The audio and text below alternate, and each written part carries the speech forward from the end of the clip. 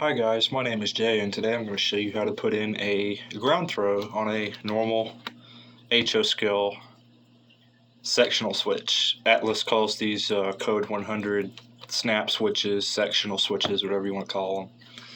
They're just code 100 normal like sectional switches like you'd get anywhere else. They're not integrated in a road bed, obviously. That, normal switch. Anyways, I'm going to show you how to put in a ground throw, specifically a Caboose Hobbies 202S ground throw. Now, I noticed a lot of these videos on YouTube showing you how to do this. They're trying to show you to make a motorized one. And a lot of us, including me, don't have the space expertise or necessarily the want to put in a bunch of motorized turnouts all over the layout, which is rewarding. I'm not discouraging you from doing that. I'm just saying it's not always the best option. We're here on my layout today in an area that I haven't quite fleshed out yet. It's still very much under construction.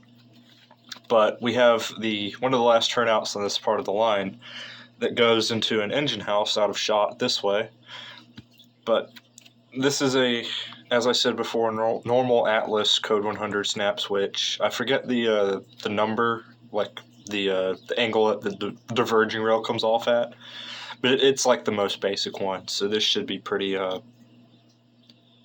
applicable to most of these. Anyways, the tools you'll need, obviously, aside from the ground throw in question, one of those you'll want a pair of track nippers or something you can cut with. A little bit of regular PVA glue. It doesn't have to be watered down. Everyone's got different preferences. This is what I use because it works fine.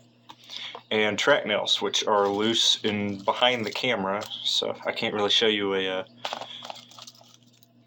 thing of the package of them, but they're little specialized not screws, but nails Atlas sells to pin the track down when you lay it before you ballast it. But I use them for something different here. So as you can see, the end of the switch has been untampered with. I haven't cut anything yet or done anything like that. So the first step you'll want to do is take your track nippers and cut this little edge off. I think this is for like when you're motorizing it, trying to fish like piano wire and like the hard brass tubing through to like move it. I don't do that. I don't see the use in it, at least for our purposes here today. I'm also wearing, if the lighting gets a little weird and the focus gets weird, I'm wearing a headlight on my head. So because this area is under a windowsill and it's not getting great lighting, so I'm trying to light it up as best I can for the purposes of this video. But what you want to do after you cut it off is you'll take either a pin vise or a drill. In our case today, because I don't want this video to take like twice as long, we're going to use a drill with a pin vise bit in it.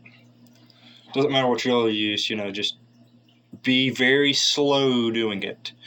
Yes, this is plastic and it'll make a hole easy, but you have to remember it's like using a gun. Know what's beyond your target.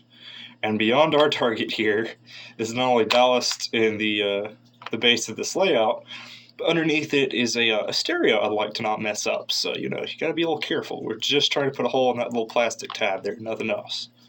But for most purposes, a pin vise is perfectly fine and acceptable and honestly preferred. But for the purposes of this video, we're using a power drill. But you'll want to get where you can do it. Try to put the hole towards the middle of the tab and towards the edge.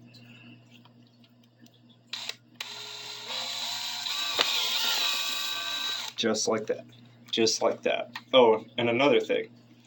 Make sure that your drill bit is roughly either slightly oversized or the same size as the nub in the turnout, or not turnout, the ground throw.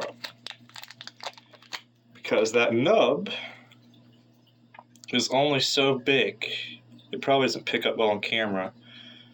But if you drill it too big, you're liable to put this thing in, and once you throw it, it might jump out of the tab on the track, and it'll just be a pain in the butt. But there's the ground throw in its entirety after we've drilled the hole. Just a little plastic piece. Most people prefer to paint these before they put them in. I I don't really want to paint them just yet. If I do, I'm going to hand paint them in place. But it's just a little ground throw. You use your finger. That's why I like these. Our club uses them. By the way, that's the Wiregrass Steel Wheels Model Railroad Club in Hartford, Alabama. We'd love to have you. But you just use your finger, and you probably can barely see it on camera, but it moves that arm in and out. And that arm is what we're going to put in that tab there. But we have to do a few things first before we get that far. So there's our ground throw. We're just going to put that there for now. We want our switch kind of like that. And here comes the next biggest thing. That's really dependent on how you built your layout.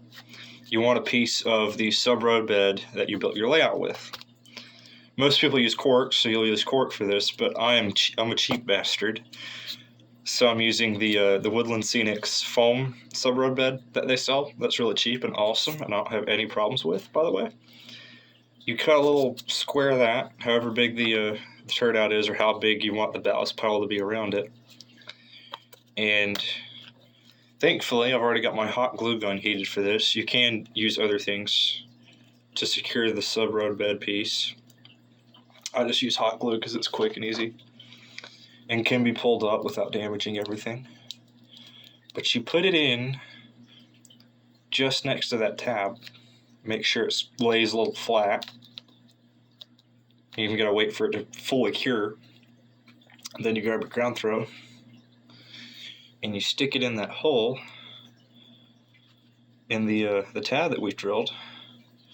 And this kind of gives you an idea how this is supposed to work. So once you have it in the hole,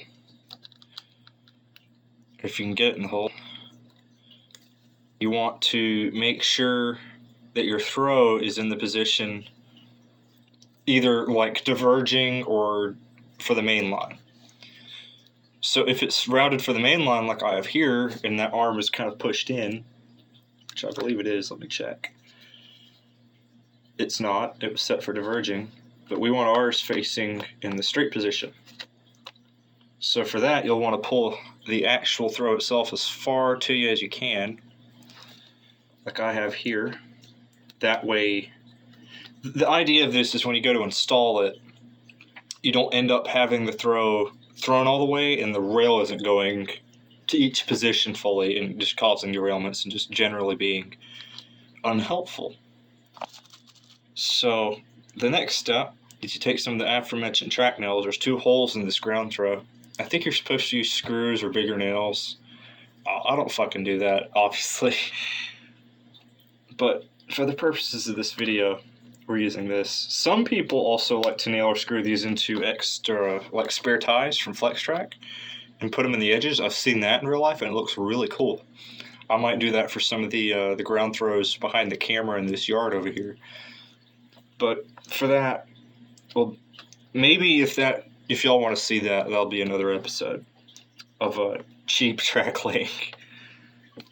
But you position your ground throw nails in and everything.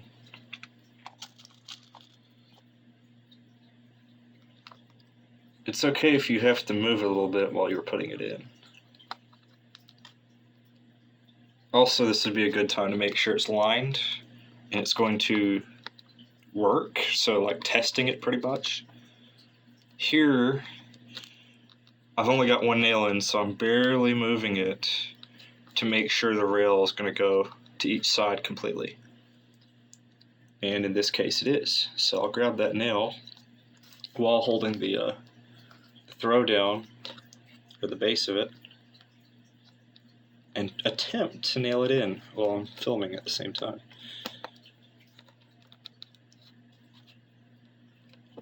There we go. And there's a very rough idea of how that's supposed to work.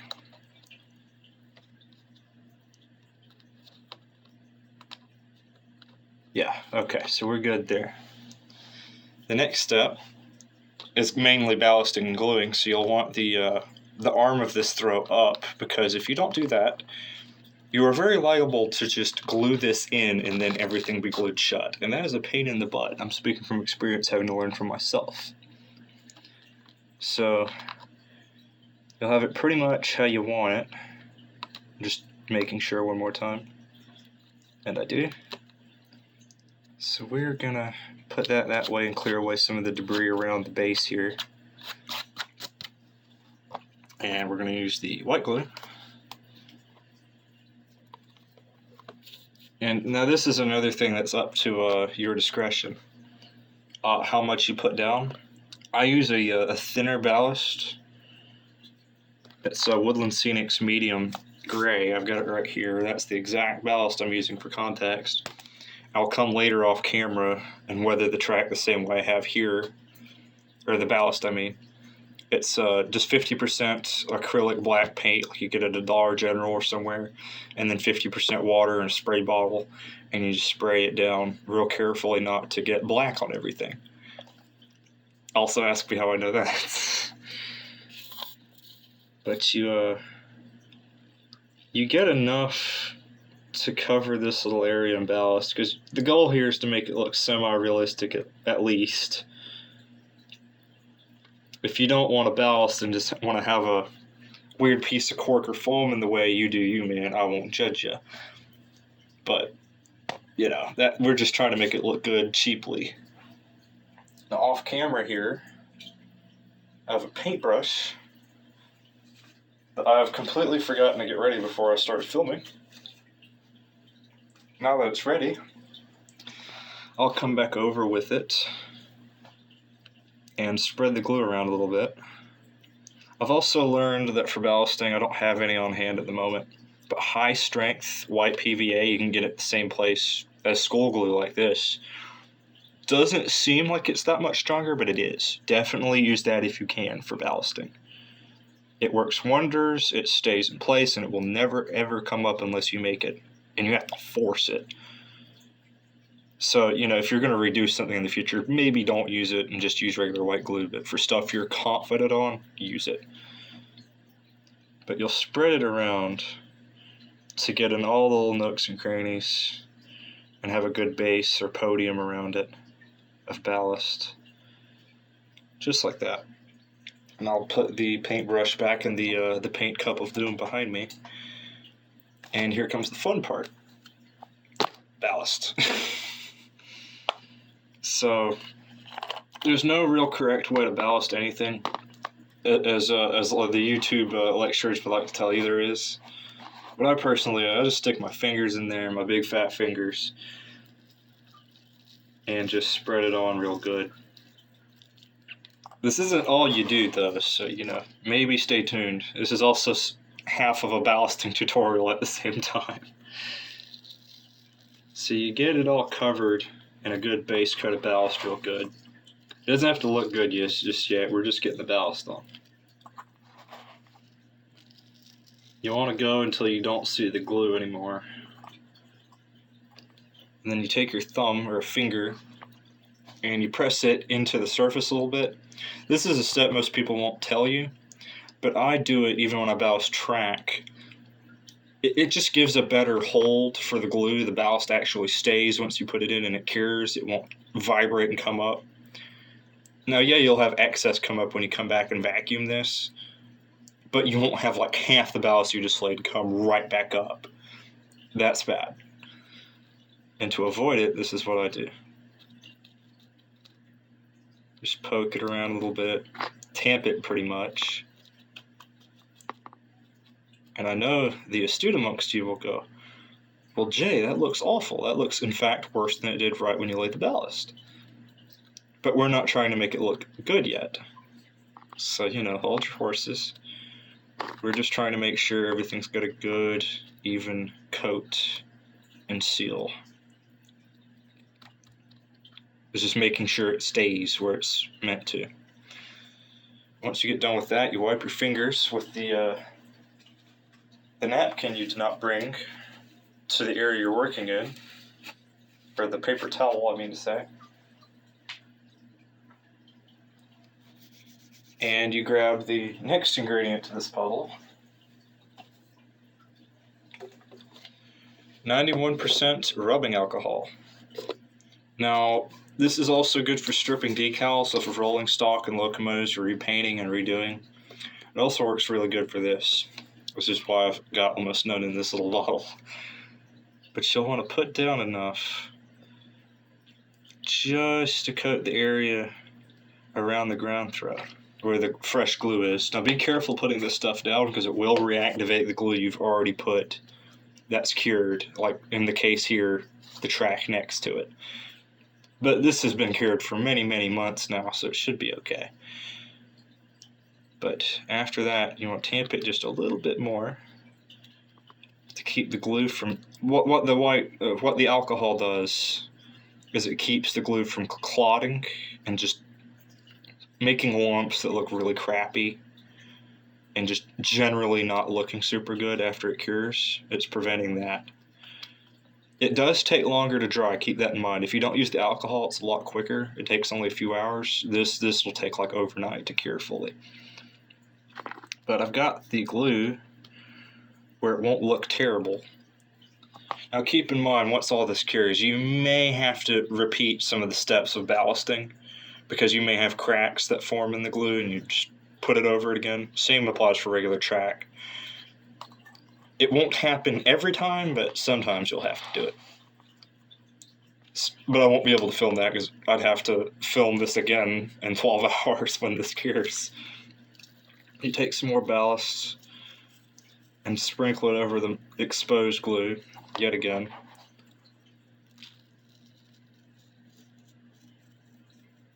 Just until you see the glue disappear beneath. You don't have to completely submerge it in a new layer of ballast.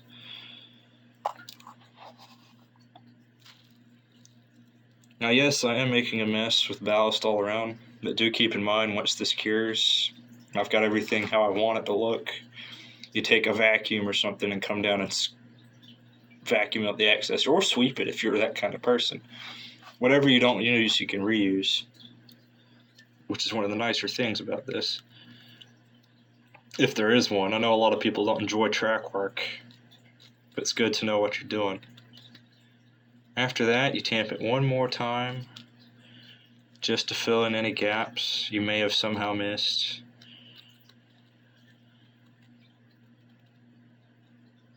And you leave the switch stand or the ground throw up in this position, because if you don't, it will dry in whatever position you have it in, and it's going to be a pain in the butt to move back up without breaking the ground throw or the ballast around it. And I don't know about you, but I don't necessarily want to do that. So there we go. That's in place now, and I'll bring you in for a closer look. If I can get this thing to focus. There we go. But that is pretty much how you want it to look after, minus all the excess ballast that'll get vacuumed up. The area that's going to have ballast cover is only where I glued, so this little area right here. Now the ground throw, let's see how this works. I'm going to try not to disturb what I just did. That's how it works. It may be a little stiff because you just submerged the arm of the throw in glue and ballast, so do not be alarmed initially. But yeah, that is a tutorial on how to put in a Caboose Hobbies 202S ground throw.